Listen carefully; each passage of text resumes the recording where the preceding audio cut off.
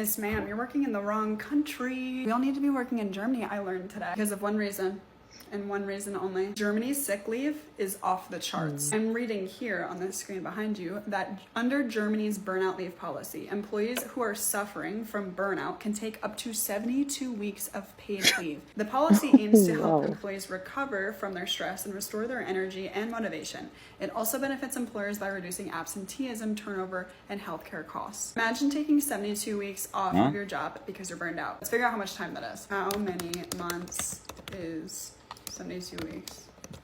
16 and a half months. Now this has got me thinking, what is Germany's paid parental leave? She's such a nerd. Up to 3 years per child. She has ADHD for sure. I've decided it. I'm German. I'm leaving.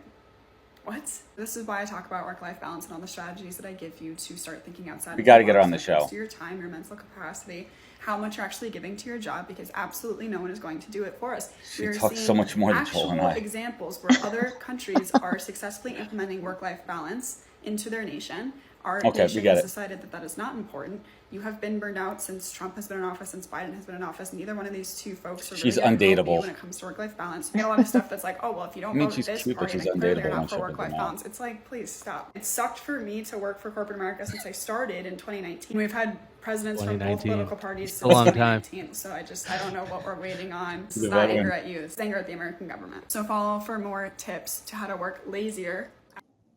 I need to follow her to work lazier. Yeah.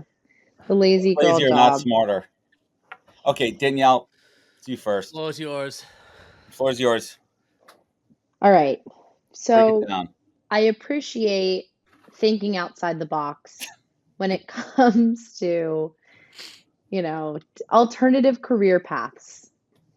And I've worked for a European company where, the bereavement and the mental health and like the hangover days, they were plentiful. And not that I drink a lot, guys.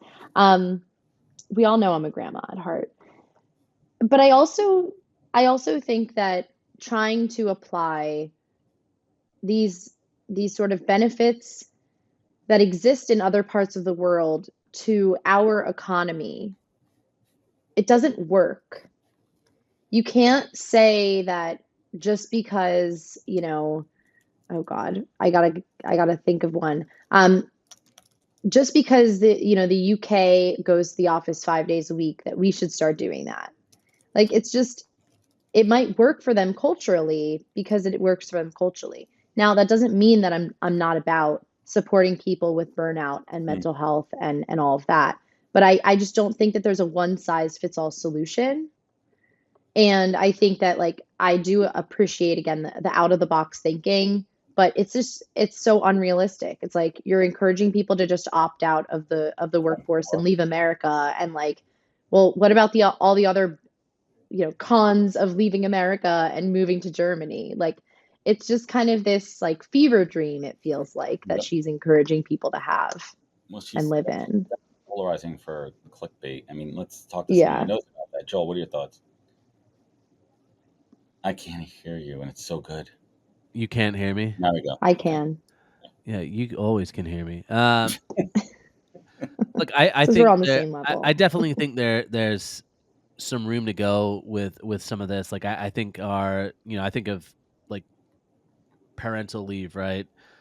We don't have enough here. I think there are certain, to me, parental leave is is a little bit more, I think, understandable for everybody. If you have kids, you're like, okay, it'd be helpful to be able to take some more time off, right? Even I just think about this. I just had a kid back in January, and I took 3 months off work, or at least I took shorter days for about 3 months to really just help out. And we took off a TikTok. Well, yeah, I mean, I still did that, right? I still created content. I'm a business owner, so it's a little bit different. But you took your foot off the gas a little bit to be there for your family. Yeah, I made that decision, and maybe lost some revenue and things like that. That's totally fine. But I do think with this, I think it's this mental health discussion.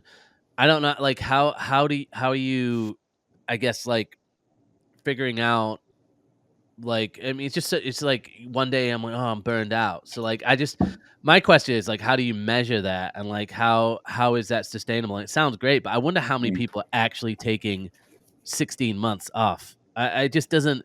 Unless I you're know a lot really of people who are. seriously. I know a lot of German people and people from Europe, and like they're super hardworking and like super straight, like talking and very direct. And so I think if that was legitimately an issue, but I just don't know whether like culturally that would, like Right. Danielle said, I don't think you could just do that in the US overnight. Like, No, people would Right. take you know, advantage of it too, right? I feel like the U.S., like to your point, Joel, I think the culture in the U.S. would take more advantage to it. Aside from parental leave, which we all know is incredibly flawed here in the States, but some of the other pieces too, like mental health is critical, and I think that there's moments for that, but there's also a point where you're out of work so long that you lose the motivation, the ability. Like, how long does it take?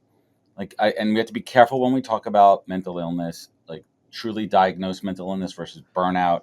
And I think burnout's a tough one to diagnose because there's different levels of it, and it's also very subjective as well. So I think this is where it gets into a little bit of gray area, and a lot of gray area. a lot of gray area. Like, what does burnout mean? Right? Like I could laugh at that girl lady and say, hey, you've been working 4 years in the workforce and you're burnt out. But if you're looking the other way, I don't know what type of job she had. Maybe she had a super stressful Yeah. kind of job in the financial industry, and she was working 16-hour days. And yeah, she did get burnt out versus me being a boomer working 25 years in the workforce. Like, you kidding me? Keep on going.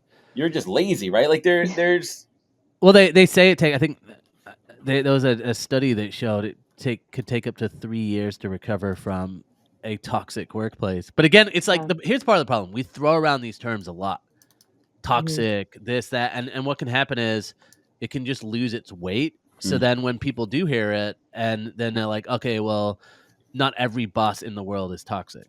Like, not every workplace is toxic. So I think a lot of times, like, we're just throwing this stuff around over and over that it kind of loses its weight. And it's sad because then if somebody actually has a problem, it's almost then, because it's thrown around so much, there will be people who will just dismiss it and say, well, that's just a Gen Z thing. And so, Right. Right.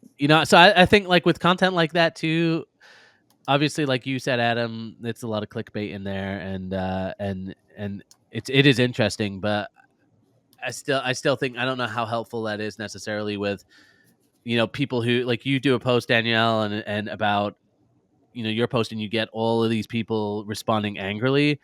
To me, that's a clear divide, and we got to have like some actual real talk on these conversations. Otherwise, it just becomes, oh, Gen Z is too soft, and then boomers Yeah. are out of touch. That's Yeah. I basically mean, what it I comes would down to. love to have that conversation.